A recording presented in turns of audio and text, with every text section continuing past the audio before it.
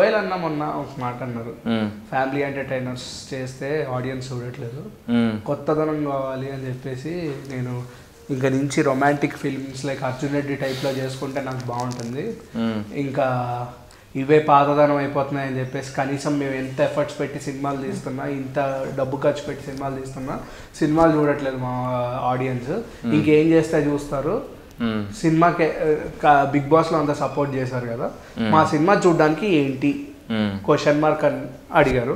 So దాని మీద మీ comment ఏంటి?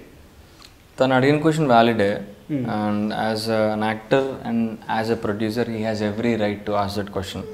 ఎందుకంటే తను డబ్బులు పెట్టాడు కాబట్టి ఖచ్చితంగా పెయిన్ తనకు ఉంటుంది, థియేటర్కి రావట్లేదు ఏంటి అన్నది. కంటెంట్ కనెక్ట్ అయితే జనాలు వస్తారు అన్నది ఎవ్రీబడి నోస్. సో తను కూడా డీసెంట్ కంటెంటే తీసాడని అనుకుంటున్నాను నేను. But at the same time జనాలు దేనికి కనెక్ట్ అవుతారో ఎవరన్నది మన చేతిలో ఉండదు. ఎగ్జాక్ట్లీ.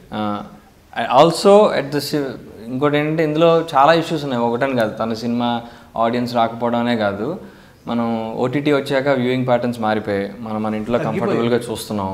పెద్ద సినిమాలు వస్తే కానీ ఆర్ బోల్డ్ అంత నాయిస్ క్రియేట్ అయితే కానీ రావట్లా. సో అదొక మారిన చేంజ్ అది.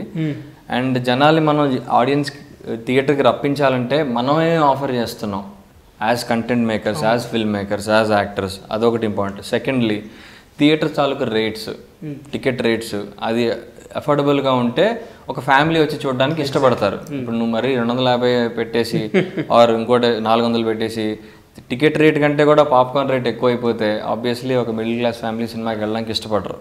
సో అదొకటి కరెక్ట్ చేయాలి మనం. ఇలా కొన్ని ఉన్నాయి.